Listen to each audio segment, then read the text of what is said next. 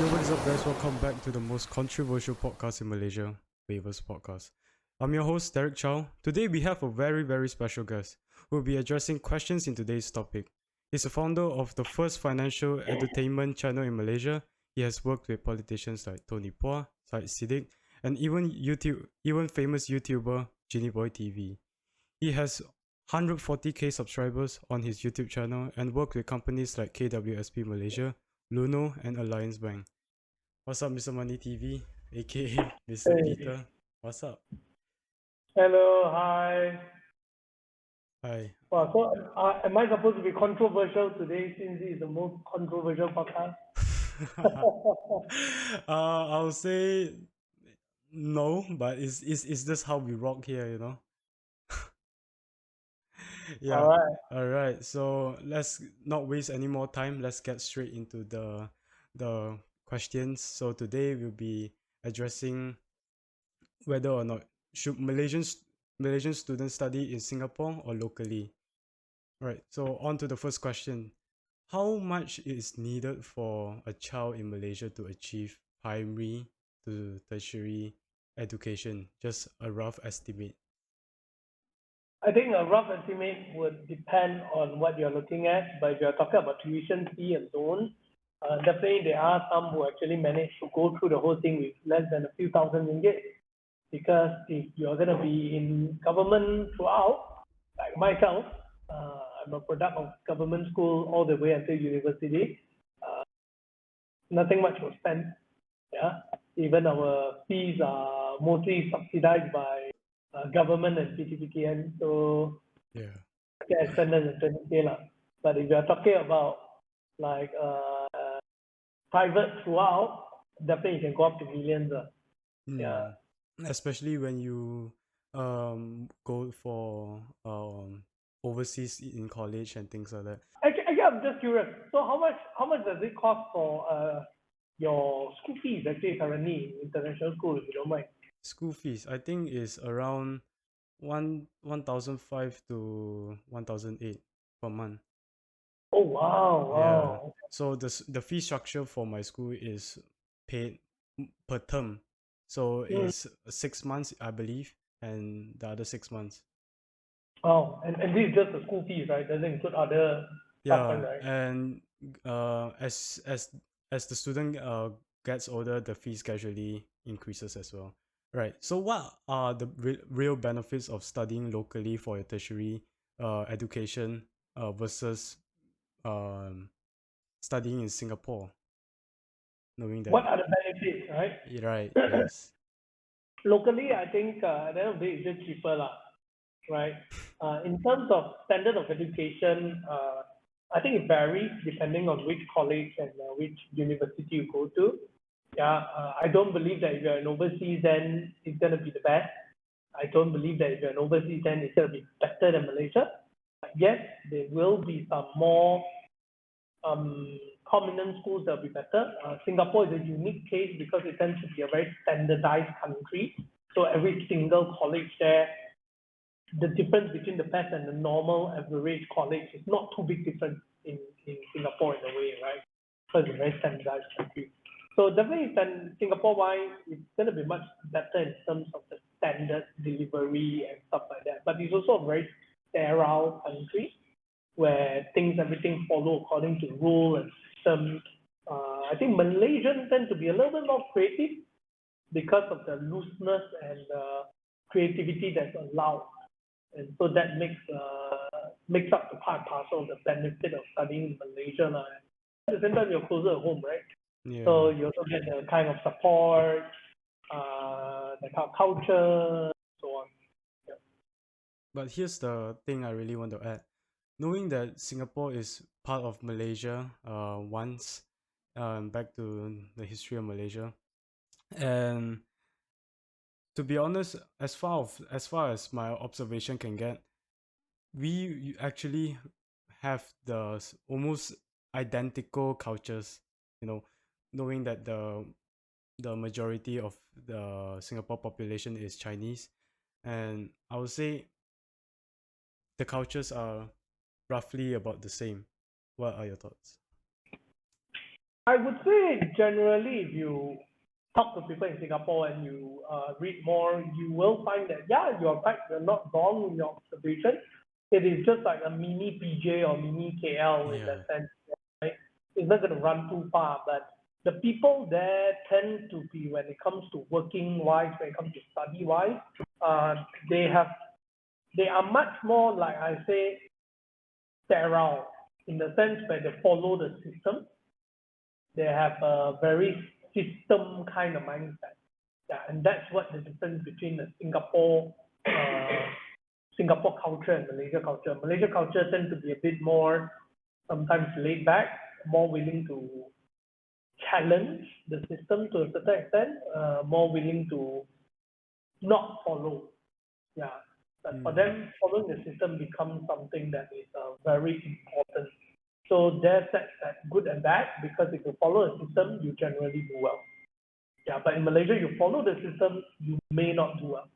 Right. So knowing that you're a parent yourself, will you send your children to Singapore for further studies? Definitely, that is part of the consideration. Ideally, is Malaysia's political system and education system improve so much that I don't need to spend that money. But if not, yeah, there will always be part of the plan, or either part of the option, I would say. Right. Right. Okay. So now up to the next question then. Right. So what is it about Malaysia that you think you don't like or can be improved? Right. So this question may seem very familiar to you because I actually extracted this question from your video Malaysians working in Singapore, the price to pay, featuring the walk salary man. Yeah, I watched the full video. Right. Yeah, yeah. So, just a moment, if you don't mind. Oh, no worries, no worries. What I don't like, definitely, I have to say that there are many things that I can be dissatisfied, but over the years I've learned to accept. For one, I would say that if there's anything that I'm still not too, that doesn't sit well with me, definitely on the education system side, I think it can be significantly improved. I personally believe that there are many great talents in Malaysia, yeah, but the education system need to improve to accommodate to it and help these talents to grow better into the workforce. Yeah, so that would be the one thing that pains me the most still. Yeah, especially as a parent, it is something that greatly affects the future of my children. Yeah, so it is definitely a big concern. I believe the same, just like why your parents choose to send you over to international school, spending so much of money, right? Yeah, it is really because,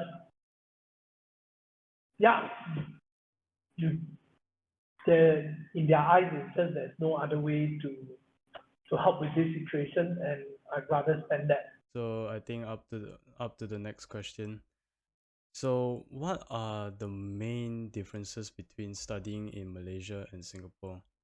Obviously taking into consideration of the currency rate as well as the high standards of education over there, and especially how expensive are rentals in HDBs in Singapore, convert from MYR to Singapore dollar. So what are your thoughts? Hmm. Are you going to go and study in Singapore? It Me, seems like that's a part of your plan, right? if I have the opportunity, why not, right? Or after all, Right. after I graduate, I get to earn triple the money. Firstly, I think that at the end of the day, difference between studying, whether it's in Malaysia, whether it's in overseas, honestly, in my own opinion, depending on what the question directs us to, aside from the fact that there is a clear, sometimes like you say, certain good institution in Malaysia may end up having a good standard as well, right? Uh, Singapore being Singapore, like I say, everything very standardized. Yeah. If you go UK, there's also some lousy colleges there that you'll be happily graduating just because it's overseas. But the quality of education may suck. Yeah. Yeah. So there are these kind of colleges as well, right? Especially US, even more. Oh, I The see. lousy university that is, that's actually really lousy. Yeah, but we just like the fact that at least I can tell people I graduated from America, right? Yeah. Now, my personal thought is this: if let's say you say the quality of students as the base of answer, like I said, if I go to overseas and study, what's the difference in terms of me as a person? What kind of difference does it make to me in life, right? My personal opinion is that I've seen people who actually go overseas and study but come back the same. Hmm. I don't see them earning more than a local graduate. I see that the amount that their parents have spent on them amounts to an amount that they can't pay back with their salary in the next 10 years. Yeah. So I think what's more important is the fact that how you view life and how you educate yourself aside from university. Yes, there are certain colleges and universities that can guarantee you a good path. Like, for example, if you go to Cambridge, Oxford, NUS, yeah, by the time you graduate, even in your brain is nothing inside also, people will hire you for a very high amount just for that cert, right? Yeah. But there are also local graduates who did not get a good cert or haven't even gone to university but earn way more than a normal UK graduate who doesn't know his stuff. So I think ultimately it comes down to yourself, how you improve yourself and how you handle your own personal growth in life. Yeah. So for certain people, it could be a privilege that you can go overseas. Certain people, it may not be. Just like what you say, if your parents have the funds, by great blessing and all good, everything go according to plan, you will likely be able to go.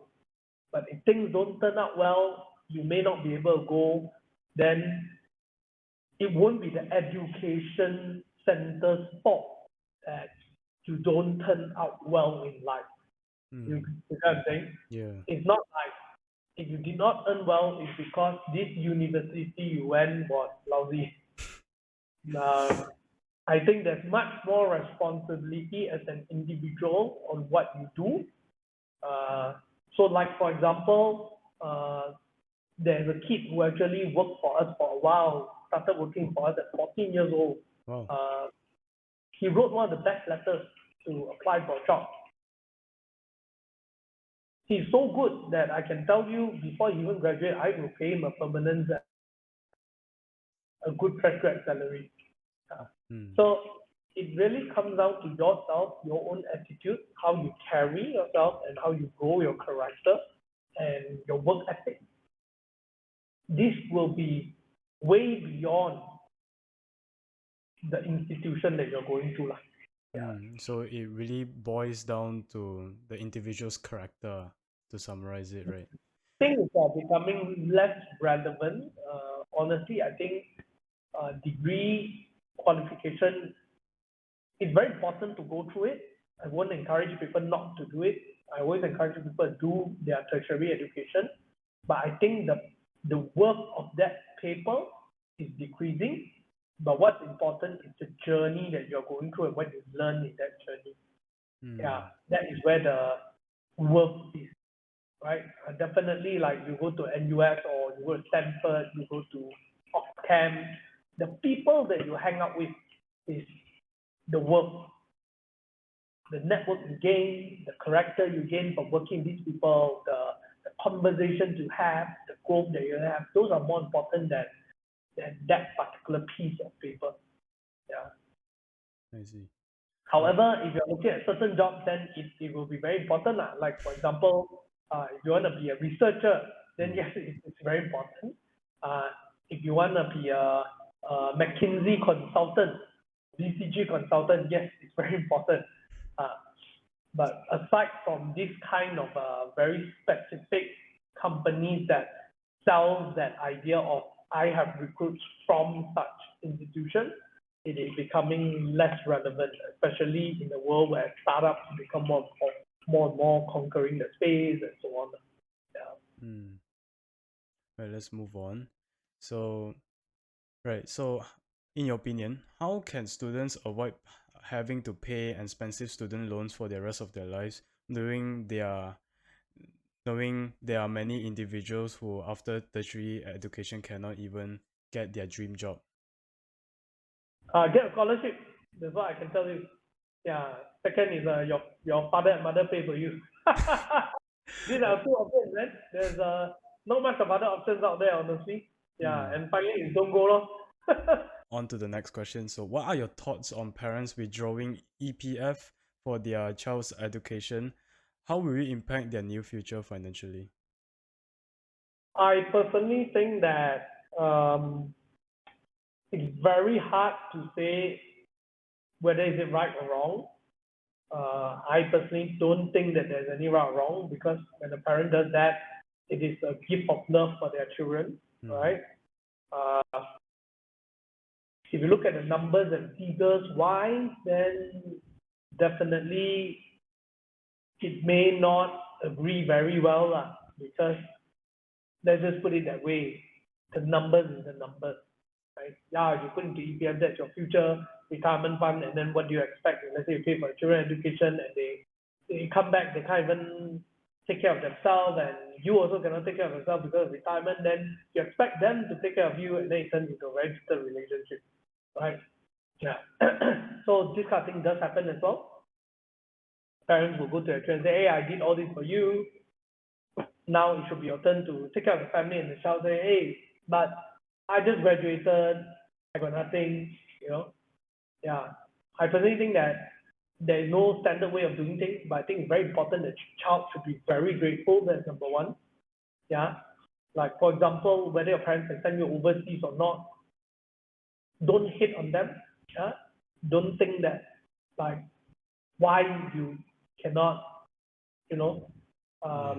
Number two, as a parent, is to be really honest about the situation and talk through it with your children, and come to a agreement. Yeah, that's something that I think, yeah, is good. So that's my personal comment. I see. So, will you actually withdraw your EPF if there is no further options to fund your children's education in the future? I would if it's really, really necessary. Ideally, I won't, but I'll work out a repayment plan for them. Yeah, personally, in my opinion, if my children really need to study and they got no money, I'll tell them to pick up a loan and pay it after that. Yeah, it's okay. I may have the money to help you pay back, but it's your responsibility, your study. So learn to pick up some responsibility. Yeah. I'm definitely a very harsh parent. I'm not the very, like, because you're my son, you deserve everything from me. Yeah, I think that children today, even in my time, I think need to learn to push through hard times. I think pushing through hard times is a privilege that is taken away from many children today. For example, maybe your parents are very loving and they're like, hey, everything I make sure I take care for you. But I think as a teenager, sometimes you really want to go through that. Like, why can't you let me make my own decision? Why can't you let me? Do not trust me. Yes, on the parents' end is I know you're going to make a stupid decision and then you're going to come to me later, right? Yeah. But then here's where you need to again have that conversation. And my personal belief is I'm the kind of person who will say, I'll give you, like, for example, allowance. I'll just tell I've already planned from now is I'm going to give my kid X amount of allowance. And if you ask me for more, I'm going to talk to you about how to earn more money. Yeah. Let's work out something like go and learn how to do coding, or something like that. Pick up part-time, earn some extra. Right. Yeah. That's my belief system. So I think this is the last questions in terms of this topic. Then I have some questions, off-topic questions for you. All right. Right. So, Okay, so what would be your advice for students who want to study locally? Or let's not even talk about Singapore. Let's talk about um a a broader view overseas. Yeah, right. Your question is What are your what advice? my advice for people who are going to study locally? Who wants to study locally, and how about Singapore, or how about overseas? Oh, right. So basically, what's my advice for people deciding on study lah? Should they study locally or overseas lah? Yeah. Right. I I I honestly, for me, when it comes to this particular question, I don't have much advice because I did not come from a background where I had the option to really choose, or at least I wasn't aware that I can choose that. Hmm. At the point when I'm put into that situation, it's just do whatever you get, right? So my kind of answer will be a little bit more biased in the sense where just make do with what is available. I personally think that there is going overseas may not be extremely beneficial to your future unless you're planning to get a PR and stay there. Right. Most people will get Australia and then they stay there and work lah. Hmm. But there's also a bunch of them who actually didn't get a job and end up coming back here. If ultimately you're going to come back in Malaysia and work,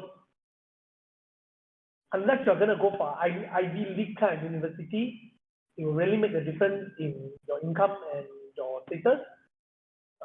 Coming back from New South Wales in Australia doesn't give you an upper hand than someone who graduates from Help University locally. Yeah. I see. If you graduate from NUS, it will give you a little bit of upper hand, but not that much either. So what I can say once again is this: what's more important is what you do to grow your character, your work ethics, your experience. Like for example, running some small little social enterprise or startups or co-curriculum during your uni days, regardless of overseas or Malaysia, doing some part-time to gain experience on how to sell, right? Experience and skill set often, and your way of managing people will always trump your degree lah. Except, like I say, you are interviewing for McKinsey, then what they look for is Ivy League students or Oxford students because that's what they sell. They sell to people. We have consultants who are the top of the top. Yeah, like that. So that would be my. I don't see any huge difference. Yeah, I don't see any like life impacting difference unless it's off cam, unless it's Ivy League. Yeah, and you graduated well lah. Yeah. Unless it's those like top 10 universities in the world, right? That's right. Yeah. If not, then I don't really see a huge life-altering impact on you lah. Yeah. You can always after that just make more money and then go and travel yourself. That's true. Yeah. You don't have to feel bad that your friend can go US or UK and you can't. Yeah. And never use that to guilt trip your parents. That's really, really very important. You will regret in life if you do. Yeah. Yeah, I'll take note of that. Right. So, what in your opinion, what do you think are the huge major changes of the Malaysia educational system at your time and now? Wow, I was just ranting about this with my staff, right? I think the syllabus today is very different from last time. There are certain things that I agree, certain things that I disagree. But I would say that it is worrying, and I can't say further because I don't have any solid proof or I haven't run through the textbook. It's just a lot hearsay, right? Yeah. yeah, so I really do not know, but it seems to me that there is already a change of syllabus, and this change can lead to a lot of confusion, especially when it flip-flops around quite a bit. So that's the main worry that I have. During our time, it was much more stable. Like, this is the way to go, and they just keep doing that. So yeah, today is a bit more flip-flop-ish. Right. So I think that's it for the questions regarding today's topic. So right. So following on with the off-topic questions that I have for you, this is really based on my personal questions that I have for you, knowing that I'm a fan of yours. I watch your videos every Thank week you. actually. So yeah, it's really inspiring from the point where I started watching you and until now. I believe I started discovering your channel last year, so it was 2 years ago. Yeah. Oh wow, during COVID MCO time. Yeah, I think that's where your channel blew up, where you made good content about the COVID lockdown and financial situations and things like that. Right. Yeah, thank you very much. Right. Uh, So what right, so moving on. So what are your thoughts on and your experience working with me and my channel, the Waivers podcast actually? so my experience of working with you. Yeah. Uh, I usually ask this to all my right, guests. Yeah. yeah. I can't really say much, I guess, because I mean, today is the first time we meet, the first Mm. time we interact. Yeah, and I would say that the first day when I discovered this podcast, I thought it was quite interesting. Like a young guy, you know. Actually, one of the reasons that I come up to this podcast also is because I I always like to support students trying to do something different, despite the fact of whether do you have audience or not. Um, I feel like it's my way of giving back to society, my way of contributing and do what I can. Yeah. So not usually we. I mean, you just move away and you make yourself a much more older person, then I may not attend this particular podcast. So it's more about really supporting a student, supporting Thank you so much. an effort. And I would say that, yeah, it's cool to put yourself out there. It's one of those first steps in life because maybe your friends will laugh at you, you know, and stuff like that. Mm. Yeah, and you also get to learn to deal with working people. I think as you deal with working people, you also realize that it's a little bit different from what you expected. Yeah. Yeah, definitely learning how to adapt and so on. So for me, it's about providing a chance of learning, yeah, so that you can also get a grasp of things. So in terms of like if I have any comment, I can't really comment because I have not spoken to you directly until today. Most of the time it's my team, Yeah. the team is the one who has to deal with you. So yeah, if you want, I can ask her for her comment. Can. Not around. Yeah, she already hit home already, and she has Ah, to I rush. see. Yeah, so yeah lah, she has to rush some work today. Mm. So yeah lah. But yeah. If you want any feedback, you can just text her to WhatsApp and ask her. Yeah, no Yeah, I worries. think you got number directly, right? Yeah. Yeah. So you just ask her lah, then see what she has to say. Because I you know I've been just very busy back to back with things. I see. Yeah. So she Yeah. was handling my whole creative schedule for me. Yeah. Yeah, cause I can tell as well. Cause I emailed you, the email, your business email, and it took quite a while to actually receive a reply. So in my head, I was thinking, oh, I guess my idea was let down, and I was like, oh, okay, you know what, let's move on. So once I got the reply, I was like, wow, I got a reply back. I really jumped, and I can't believe from actually being a fan of your channel and really working with you, that's insane to me, at least, because Great, that's great. yeah. Thank you very much for supporting the channel and being a viewer, man. Really, yeah, appreciate it. Yeah. Right. So Sorry, we reply a bit late one because mm, because we are always running very short on staff. Our culture here is to, I think watch that video, we say hire 5, work like 10, Yeah, I watched that too. yeah, say like 8. So we are constantly at a bottleneck with jobs, and especially lately we have been expanding. But because when we hire, we are very strict, so we don't hire very fast. In fact, we go through multiple interviews, talking to many people. So that's why everything is in a rush. That's why the reply can be a bit slow. Because at the moment we are away from the phone for a while. Yeah, it goes very long. There was a huge long list of unread message. Yeah. Alright. Yeah. Yeah. So yeah. Don't worry about it. We'll reply. It just takes a little bit longer. No worries. Yeah, I definitely understand. And my next question will be, what is your ultimate goal for your current channel?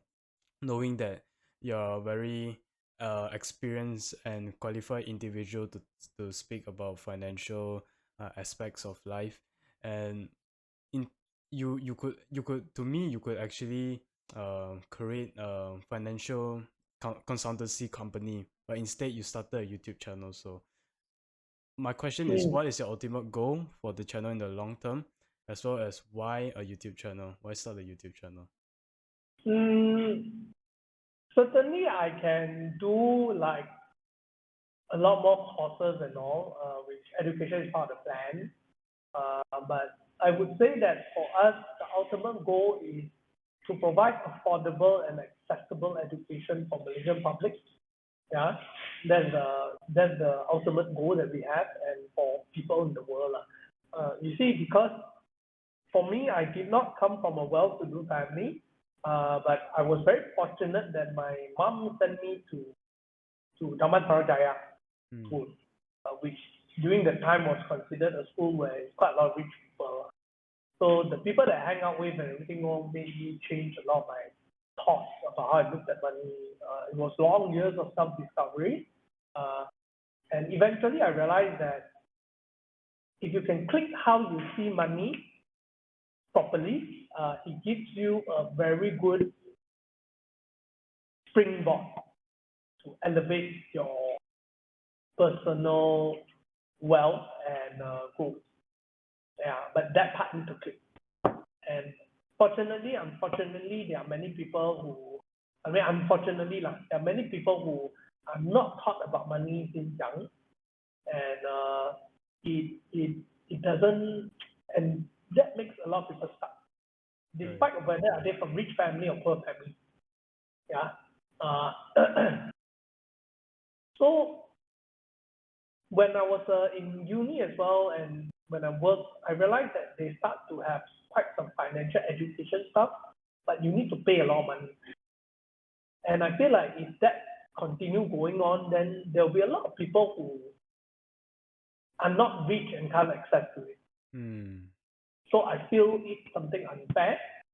I didn't sit very well with me, and I wanted to be able to tell the general public on how they can improve on their finances uh, without needing to pay a very expensive fee.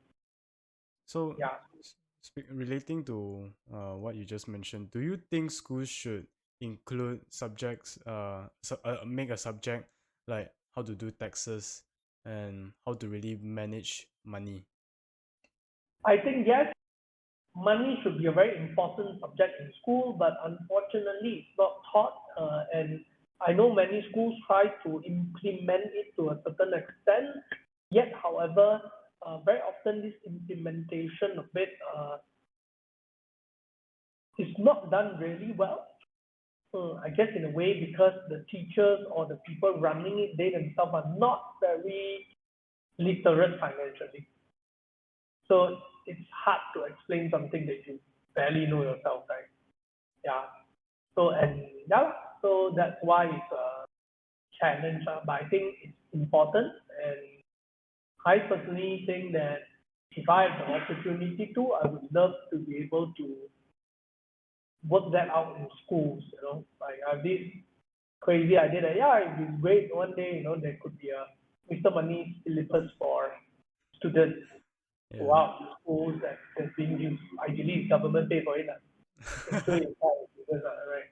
Yeah. But yeah, that's a like far-fetched. Yeah. Right. So I really want to thank you for really giving out such quality content regarding money and financial stuff, because watching your videos really taught me many things that I couldn't learn from a school textbook.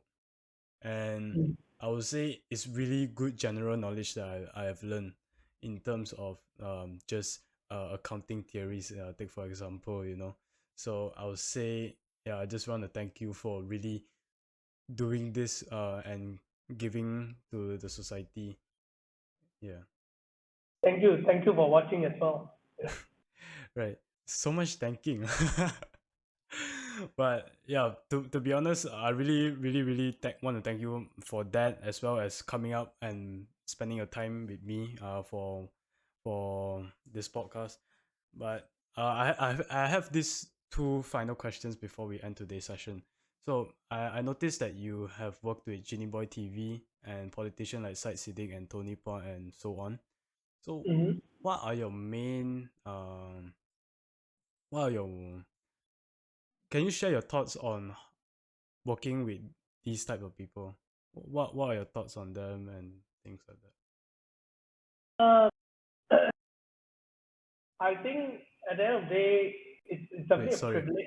So sorry. I think I should rephrase it. I think I should say, how is it like working with these people and share your experience? So sorry.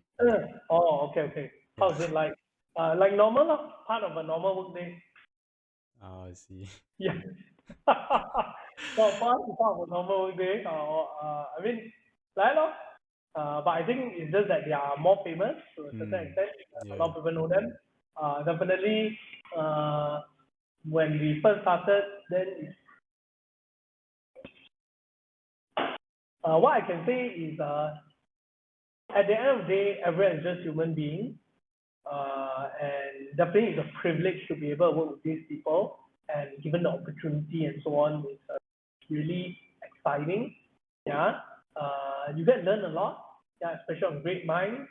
Uh, and yeah, it's just fun. It's like getting to know another new friend, getting to see the face behind. Like, you usually just see their videos or hear about their interviews, but you barely have the chance to really talk to them as a person, Yeah. and you get the chance to talk to them as a person, and that's just how it feels.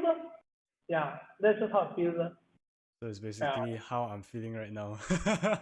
Yeah. In a way, yeah, we can say that. Yeah, we can Right. say that. So the next question and the final question before we end today's episode will be, okay, so does age really matter in terms of gaining popularity online in Malaysian media? Example, my podcast right now. I think age is not relevant. We have seen many people who are like, I mean, Justin Bieber got famous at less than 14 years old, right? That's true. Yeah. Yeah, so age is not relevant. I think it's a skill set, and skill set can be compensated with time spent. Yeah, so there's this story that I will tell my staff and other people as well. There's two person who works in the lab. Person A only comes into the lab every once a week. Yeah. The other student sleeps in the lab. He wakes up in the morning at 8. He work all the way in the lab until at night 8. Take a 2 hours break. Sleep, wake up. Next day do the same thing. So one day he will spend 12 hours working in the lab. The other one only comes in 2 hours a week. After 1 month, yeah, who will be better in the lab?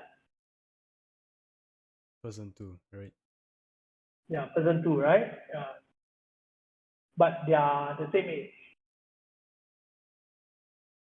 What? You know what I mean? But they are the same age. Yeah, yeah. Sorry, It's still, I couldn't really hear you just now. yeah, yeah. So they are the same age. It's still 1 month. Nothing, no difference, you get what I mean? Yeah, The only it's difference is the time spent. So, effort. Yeah. yes. So if you were to ask me, like, in your case, in terms of your podcast, I guess the question is how to get it out, how to make sure that you're going to be famous, how to make sure that people heard about it. Then you have to ask yourself the question, are you good in this? How can you be better in this? Yeah. When you can answer that question, then success and fame and whatnot are all just byproducts. If you spend a lot of time chasing those things, you will probably never get there. So focus back on the skill set, focus back on how you deal with people, manage people, how you do things. For example, like right now, if you're going to do this, you're going to start to talk to people. You were telling me that you're going to invite people to come to your podcast, right? Yeah. So how you manage people. If let's say people don't have a good experience working with you, or people have a good experience working with you, these words will spread, right? And it leads down to another chance to work with them or not. So be very much self-reflective and be very self-aware. That will be part and parcel of things that mix up to age. Yeah. So it doesn't matter what age you are, but somehow, unfortunately, that self-reflectiveness, that awareness Comes along with maturity. Yeah, it tends to come along with maturity because of the people that you hang out with. When I was younger, I hang out a lot with uncles. Yeah, and so that kind of helps.